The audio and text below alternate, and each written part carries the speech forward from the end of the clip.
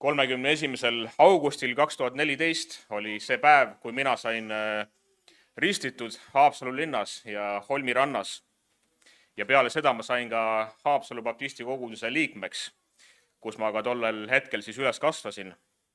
Ja üks osa sellest liikmeks võtmise protsessist seal koguduses tollel ajal oli see, et ma pidin minema koguduse ette ja andma siis oma tunnistuse sellest, kuidas ma sain usklikuks.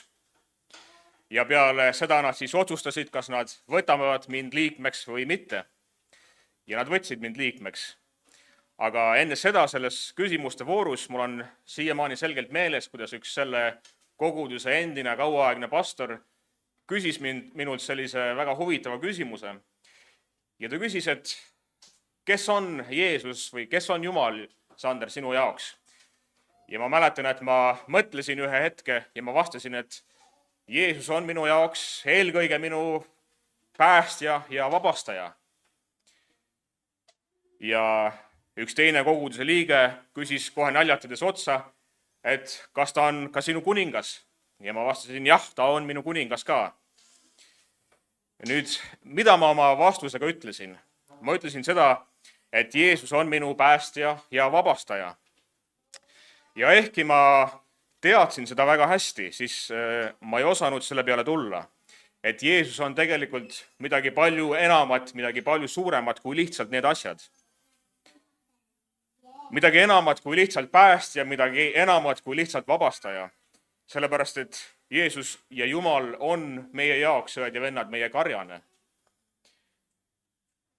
Nüüd, kui ma mõtlen selle peale, miks ma ei osanud selle peale tulla, tollel hetkel koguduse ees seistes. Ma arvan sellel väga lihtsal põhjusel, et minul ja ma arvan meil kõigil on väga lihtne seostada Jumalat nende rollidega, mis on meile justkui emotsionaalselt tuttavamad. Aga meil on raskem teda seostada nende rollidega, millel meil endal puudub selline emotsionaalne seos. Nüüd, millest ma räägin? Mõtlen näiteks selle inimese peale, kes on kasvanud üles ilma isata. Ta võib-olla ei ole mitte kunagi näinud oma isa ja sellel inimesel võib olla väga raske mõelda selle peale, et Jumal on armastav isa. Ta võib küll seda teoreetiliselt teada, aga tal puudub selline emotsionaalne lähedane seos sellega. Ja täpselt samamoodi meie tänapäeva inimeste selline tragöödia on see, et me oleme niivõrd võõrdunud sellest ajast ja sellest kultuurist, millest piibel on kirjutatud. Ja me oleme niivõrd linnastunud, niivõrd urbaniseerinud, et meil on tihti raske ennast seostada selle nii-öelda päris eluga. Ja me mõtleme, et liha tuleb poelettidelt, sellepärast et see, mida me näeme. Ja me ei suuda toitu tihti väärtustada, sellepärast et me ei ole näinud seda, kuidas seda siga või lammast tapeti ja kuidas teda üles kasvatati ja kuidas teda hiljem valmis tükkide jaoks, meie jaoks valmis lõigati. Võib-olla Kalle oskab selle peale mõelda, sellepärast et tal on nüüd kanad ja igasugused muud loomad. Aga vähemalt minu probleem see on ja ma olen üsna kindel, meie paljude probleem on see. Me oskame Jumalast mõelda kui vabastajast, sellepärast et me kõik oleme loendamatuid tunde kõikides kooliastmetes kuulnud sellest, kuidas võidukad Saksa väed päästsid 41. aastal Eesti kommunistide terrorist või kuidas vabadussõja ajal meie väed vabastasid meie alad Balti-Saksa võimust. Ja me kõik oleme näinud Hollywoodi filme superkangelastest, kes päästavad kannatava rahva rõhujate käest. Ja me oskame mõelda ka Jumalast kui kuningast, sellepärast et isegi tänapäeva maailmas meil on kuningad. Ja me oleme ajalootundides õppinud absoluutse võimuga monarhidest, kelle suusõnad olidki seadus sõna otseses mõttes. Nagu ütleb Prantsuse kuningas Louis XIV. Talt küsitakse, mis on riik, ja ta ütleb, riik, see olen mina, sellepärast tema on see, kes otsustab, mida riik teeb ja mida riik ei tee. Aga kes on karjane?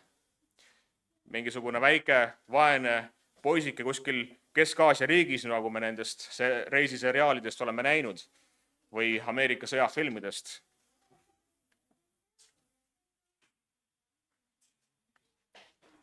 Ja mida head võib karjane pakkuda? Me kõik väärtustame päästjaid ja vabastajaid ja kuningaid nende suursugususe, nende ennast salgavuse pärast. Aga ma loodan seda, et me mõistame täna natuke rohkem seda, et karjane on kõiki neid asju, mida on päästja ja vabastaja ja kuningas. Aga ta on midagi palju enamat kui lihtsalt need. Mis tähendab seda, et ta on karjane. Mida head teeb karjane oma lammaste heaks? Esiteks ta on nende päästja. Ta on see, kes päästab oma lambad röövloomade käest. Taavet ütleb siin, et issand on mind päästnud lõvi ja karuküüsist. Miks ta pidi teda päästma lõvi ja karuküüsist? Sellel väga lihtsal põhjusel, et need lõvid ja karud oleksid Taaveti lambad nahka pistnud, kui ta ei oleks võtnud kätte seda lingu ja kivi ja neid karusi ja lõvisid minema peletanud. Teiseks, karjane teeb oma lammaste jaoks seda, et ta vabastab nad kaljulõhede käest, kui nad on sinna kinni jäänud või karjast eemale eksinud. Ja ta armastab seda üksikut lammast nii palju, et ta jätab kas või need 99 sinna kõrbesse selleks, et leida seda kas või ühte lammast kadunud. Ja kolmandaks, karjane juhib oma lambaid nagu kuningas. Ta teab, mida lambad vajavad. Ta teab, kuhu neil viia, et neil oleks küllaldaselt rohtu, küllaldaselt süüa. Ta teab, kus kohas on need parimad rohumaad, need haljad aasad ja ta viib oma lambad just sinna paika. Seega sinul ja minul, õde ja vend, on Jumal, kes teeb kõiki neid asju meie heaks. Ta on meie päästja ja ta on meie vabastaja ja ta on meie kuningas. Ja ta on midagi palju suuremat, midagi, mis hõlmab kõiki neid aspekte, mis tähendab seda, et ta on meie karjane. Ta mitte lihtsalt ei tule ja ei päästa meid ega ütle, et nüüd sa oled vabastatud, nüüd vaata ise, kuidas hakkama saad ja toime tuled. Ja ta ei ole lihtsalt meie kuningas, kes ütleb meile, kuidas teha ja millal millal oma maksud ära maksta, vaid ta on meie karjane, mis tähendab seda, et ta hoolitseb meie eest. Ta hoolitseb meie eest iga päev, nagu karjane seda peab tegema oma lammastega. Ja ta teab igat ühte nimepidi ja ta kannab hoolt, et meil oleks kõik see olemas, mida me vajame igaks päevaks. Nüüd ma olen üsna kindel väitma, et psalm 23 on tõenäoliselt üks kõige tuntumaid kirjakohti terves piiblis ja ma arvan terves Vanas Testamendis. Ja ma arvan, et sa nõustud minuga, et see on vähemalt üks kõige ikoonilisemaid salme terves piiblis. See on tavaliselt üks esimestest kirjakohtadest, esimestest salmidest, mida proovitakse meelde jätta, sest see on piisavalt lühike ja see hõlmab väga palju julgustavat sõnumit. Ja see tavaliselt on üks esimestest kirjakohtadest, mida proovitakse meelde jätta. Isegi minusugused kristlased, kes oskavad peast väga vähe tsiteerida, vähemalt õige sõnastusega, sellepärast et ma loen palju erinevaid tõlkeid ja see on see lõiv, mida ma pean maksma selle eest. Et ma ei suuda tihti õige sõnastusega tsiteerida õiget salmi. Aga salm 23 ma ikka enam-vähem tean, isegi õige sõnastusega. Ja isegi sekulaarsetes filmides ma olen kuulnud, kuidas seda salmi tsiteeritakse. Seega tundub, et isegi mitte kristlased väga tihti on kuulnud selle salmi sõnu ja fraase. Ja ma võin öelda, et mul on olnud selliseid situatsioone, kus mingil põhjusel ma olen tulnud hirmu või kõhedust millegi eest. Ja millegipärast just, et psalm 23 sõnad on need, mis hakkavad helisema minu peas. Ja tavaliselt küll inglise keeles, sellepärast et ma olen niivõrd rikutud selles osas ja ma loen väga palju ingliskeelseid tõlkeid. Aga ikkagi salm hakkab lihtsalt mu peas helisema ja ma võin endale kinnitada seda, et issand, sina oled mu karjane, mul ei ole millestki puudust. Ja kui me mõtleme selle peale, siis kes võiks olla sobilikum meile rääkima karjasest, kui mitte kuningas Taavet, kes noore poisina oli karjatanud oma isa lambaid. Ja me võime mõelda, et ta oli püüdnud oma lammaste jaoks olla nii hea karjane, kui ta vähegi suutis ja oskas. Ja kui vaja, siis ta võttis kätte selle lingu ja kivi ja ta oli valmis vastu seisma lõvidele ja karudele. Aga kui Taavet mõtleb siin Jumala peale, siis ta mõtleb, et kui palju parem ja kui palju hoolivam karjane on Jumal tema jaoks, kui ta isegi oskaks kunagi olla oma lammaste jaoks. Aga siin tundub pigemini, et Taavet ei kirjuta neid sõnu oma nooruspõlve aegadel. Ta ei kirjuta neid sõnu oma karjaspoisipõlvedel, vaid ta kirjutab neid sõnu pigemini oma elu lõpupoole. Ta on juba vana mees ja tema elu on tõenäoliselt juba mööda läinud. Ta on kõikidest raskustest läbi läinud, millest me loeme prohvet Saameli raamatus. Ja me võiksime mõelda, ta istub justkui maha ja ta mõtleb siin selle elu peale, millest Jumal teda läbi on toonud. Ja kui ta mõtleb selle elu peale, siis mida ta oskab öelda selle kõige peale? Ta ütleb haljale aasale, ta paneb mind lebama ja ta saadab mind hingamisveele. Tema on see, kes kosutab minu hinge ja kes juhib mind õiguse rööbastesse oma nime pärast. Nagu me teame, siis Taavet ei elanud oma elu alati õigesti. Ta ei olnud alati see laitmatu, kes võiks tulla Jumala pühale mäele, nagu me loeme 15. psalmist. Ja võib-olla sellepärast ta kirjeldab seda õiguse teed justkui rööpaid, mis jooksevad alati otse ja kus ta väga hästi teab, et ta on tihti kõrvale jooksnud. Ta on tihti nendest rööbastest väga kõvasti maha sõitnud.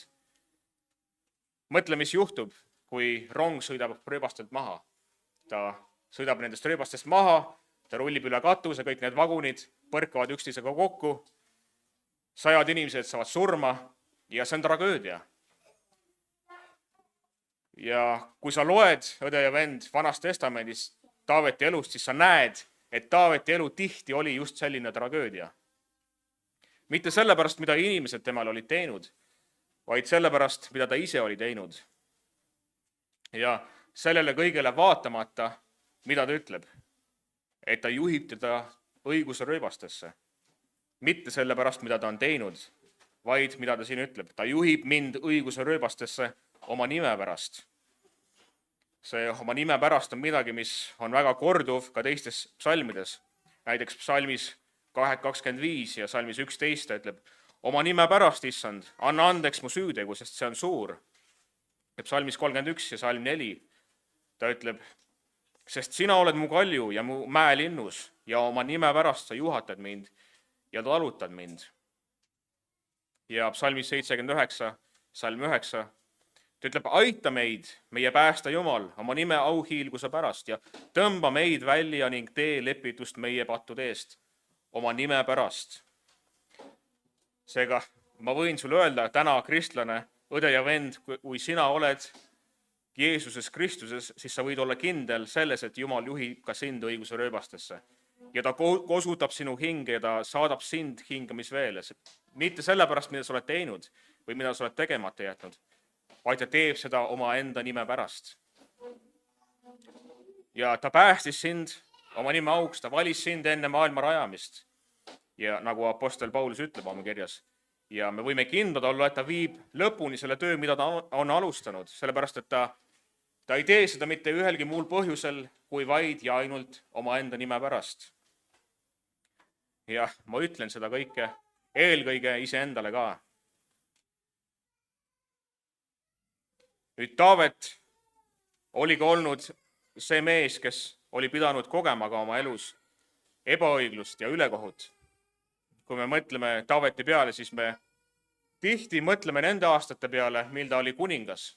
Aga enne seda, kui ta kuningaks sai, siis me teame, et oli Sauli dünastia silmis justkui riigireetur ja kriminaal. Ja ta ei olnud seda mitte kunagi kuidagi ära teeninud, et Saul teda taga ajas, et ära tappa tahtis. Ja ta oli ebaõiglaselt süüdistatud ja Sauli silmis süüdi mõistetud. Ja ta pidi 8 pikka aastat varjama ennast koobastes, põgenema kui minema aetud. Ja need on need aastad, mida me võiksime mõelda, mille peale ta mõtleb siin, kui ta ütleb, et isegi kui ma kõnnin surmavari orus, siis ma ei karda kurja, sellepärast, et sina oled seal koos minuga. Ja sa katad mu ette laua minu vastaste silme all. Ja sa võiad mu pea õliga ja minu karikas on pilgeni täis. Nüüd, nende salmide alguses ta juba kirjeldas Jumalat kui heast karjast, kes juhib oma rahvast.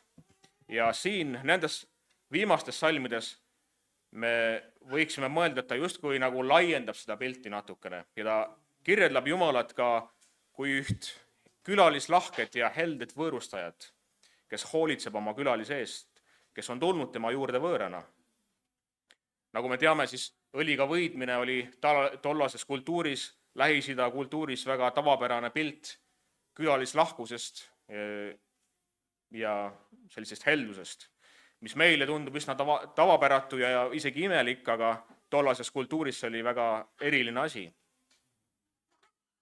Ja samuti see, et tema karikas on pilgeni täis, see tähendab lihtsalt seda, et tal ei ole mitte millestki puudust. Tal on kõike rohkesti, mida ta vajab. Ja ta ütleb neid sõnu isegi nende aegade kohta, kui talle tõenäoliselt ei tundunud, et tema karikas oleks pilgeni täis. Ma olen üsna kindel, et Sauli eest pagedes 8 aastat ja võõrana väikese ussikesena elades kuskil kobastes, tal ei tundunud eriti palju, et tema karikas oleks pilgeni täis. Aga mõnes mõttes tema karikas oli pilgeni täis isegi siis. Isegi siis, kui tema kogemus läks sellele vastu. Isegi siis ta oli see, kelle pea Jumal oli õliga võidnud. Isegi siis ta oli see õnnis mees, kellele issand ülekohut ei arvesta.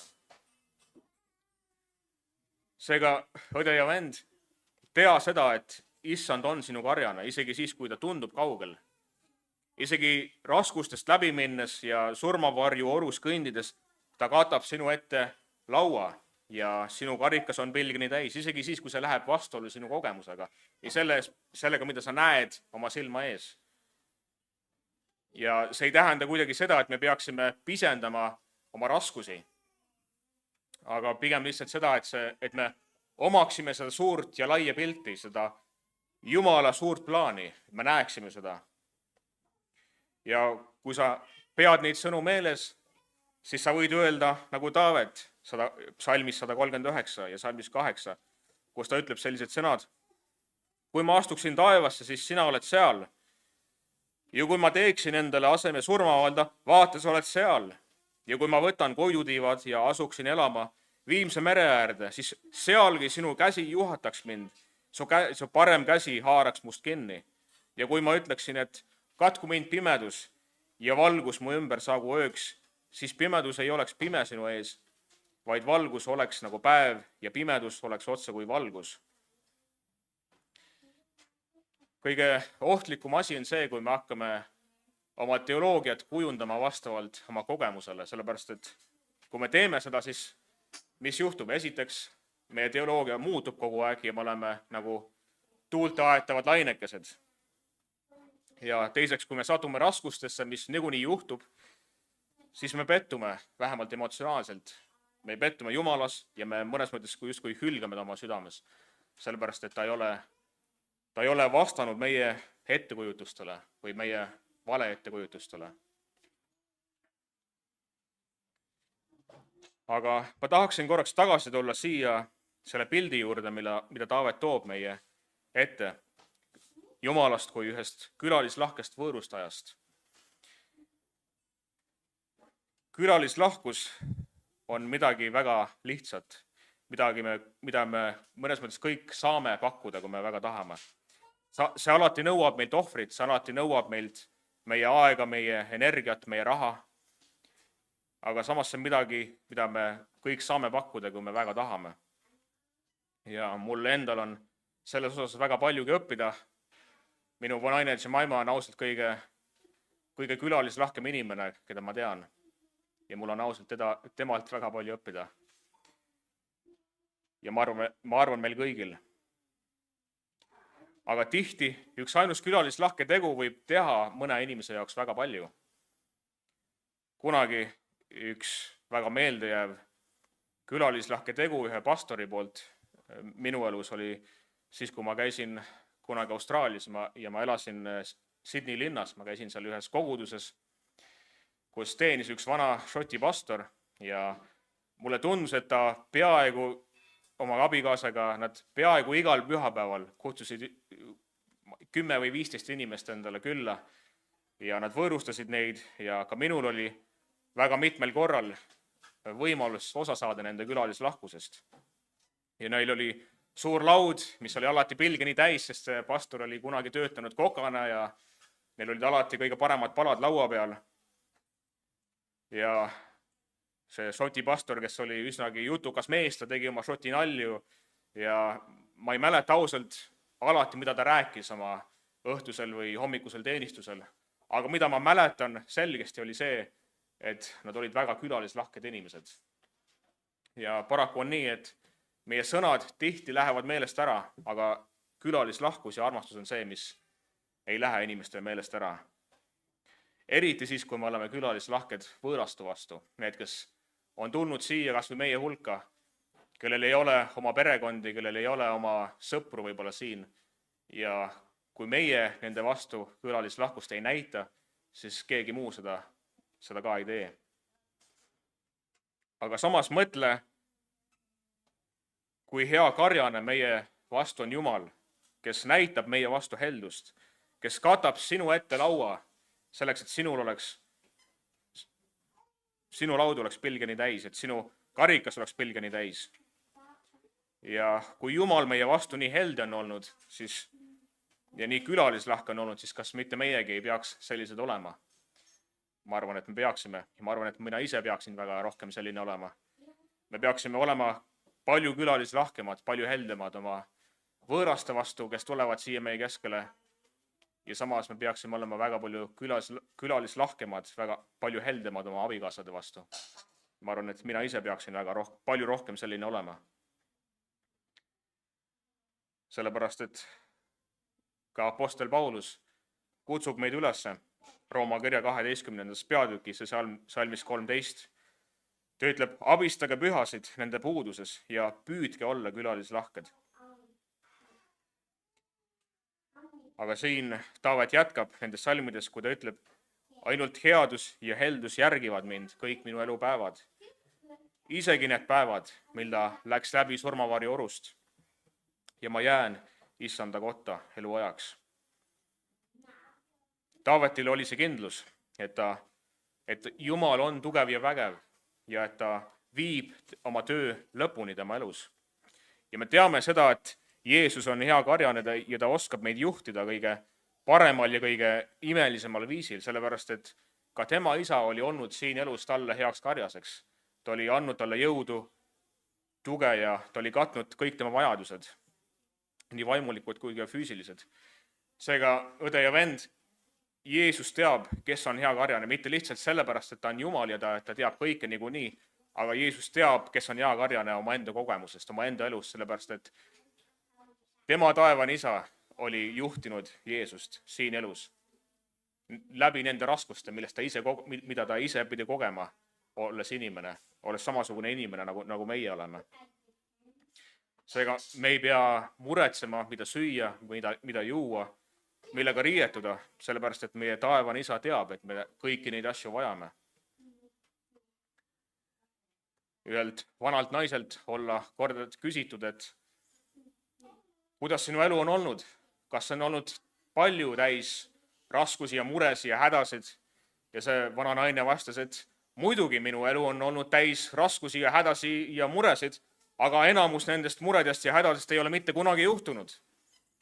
Ja ma arvan, et see on üsnagi piltlik sellele, kuidas me kõik tihti mõtleme ja kuidas me muretseme asjade pärast. Ja ausalt, ma ise väga palju ka. Aga samas Jeesus ütleb meile täna siin hommikul, et ainult headus ja heldus järgivad meid kõik minu elupäevad. Taavetil on see kindlus, et ta võib jääda issanda kotta eluajaks, sellepärast et ta teab, et issandal on vägi teda hoida oma kojas, oma palge ees. Ja ta teab, et tema staatus ei sõltu sellest, kui palju ta on pattu teinud, sellepärast et ta hoiab teda mitte sellepärast, mida ta on teinud, vaid ta hoiab teda oma nime pärast. Ja Jeesus kinnitab seda Johannese evangeeliumis 10. peatükis ja salmis 28. Ta ütleb, et mina annan oma lammastele igavese elu ja nad ei hukku iialgi ja keegi ei kisu neid ära minu käest. Minu isa, kes on suurim kõigest, on nad mulle andnud ja keegi ei suuda neid kiskuda isa käest. Meie baptistide usutunnistus ütleb väga kõnekalt 17. peatükis ja ma tsiteerin siit. Siin ütleb, kuigi neid ehk siis kristlasi võib tabada palju torme ja veeuputusi, ei saa need tormid ja veevood mitte kunagi neid eemaldada aluselt ja kaljult, kus nad on kinnitatud usu läbi.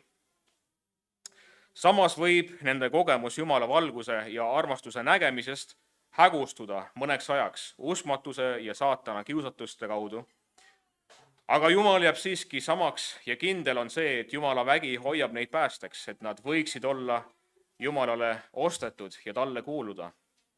Jumal ju märkis neid oma peopesadesse ja kirjutas nende nimede eluraamatusse igavikust saati. Üks veel asi, mida ma tahaksin, et me näeksime tänasel hommikul ja tähele paneksime siit, on see, et kui Taavet räägib issandast kui oma karjasest, siis ta kasutab läbivalt kreeka keeles seda või tähendab, mitte kreeka keeles, heebrea keeles ta kasutab seda Jumala lepingulist nime. Ta ütleb, et Jehova on minu karjane ja mul ei ole millestki puudust. Seega ta ei räägi Jumalast üldiselt kui loojast või valitsejast. Ta ei räägi Jumalast siin kui mingist universumist või kui isikupäratust jõust. Ja ta ei räägi islami jumalast ega mitte mingist muust jumalast, vaid ta räägib väga konkreetselt Iisraeli lepingulisest jumalast. Ta räägib sellest Abrahami ja Iisaki ja Jaakobi jumalast, kes on karjaseks oma lepingulisele rahvale. Mis tähendab väga lihtsalt seda, et ta ei ole hea karjane mitte kõikide inimeste jaoks, vaid ta on hoopis nende kohtumõistja, ta on hoopis see Jumal, kes on iga päev vihane, nagu me loeme psalmide raamatust. Ta on sulle hea karjane, kui sa oled osa tema karjast, kui sa oled Jeesuse verega kaetud. Sinu privileeg Jumala lapsena on see, et Jumal on sinu karjane. Ja sellepärast me ütleme ka, et kui sa ei ole kristlane, siis ära võtta osa sellest püha õhtu söömaajast. Sellepärast, et see ei saa teha meile mitte midagi head. Ja me ütleme ka usklikele, et nad peaksid ennast läbi katsuma ja siis võtma osa sellest leivast ja sellest karikast. Aga mõtle, kui imeline pilt meil on püha õhtu söömaajas Jeesusest kui heast karjasest. Jeesus ütleb meile Johannes 10 ja 11, et mina olen hea karjane ja hea karjane annab oma elu lammaste eest. Ta armastab meid nii palju, et ta andis oma elu selleks, et meid toita. Ta tühjendas enda karika selleks, et meie karikas võiks olla pilgeni täis. Ja see leib ja vein, mida me võtame, on imeline pilt sellest, kuidas issand meid toidab, nii vaimulikult kui ka füüsiliselt. Seega, õde ja vend, sellel tänasel hommikul ja sellel tulevasel nädalal ära unusta seda, et issand on sinu hea karjane. Sul ei ole millestki puudust. Ta paneb sind haljale aasale ja ta saadab sind hingamisveele. Ja ta kosutab sind sinu hinge ja ta juhib sind õiguse rööbastesse oma nime pärast. Isegi kui sa kõnnid surmavari orus, siis sa ei pea kartma kurja, sest tema on sinuga. Tema karjase kepp ja tema sau on need, mis trööstivad sind. Ja ta katab su ette laua sinu vastaste silme all. Ta võiab sinu pead õliga ja sinu karikas on pilgeni täis. Ainult headus ja heldus järgivad sind kõik sinu elupäevad ja sa jääd issanda kotta eluajaks. Amen.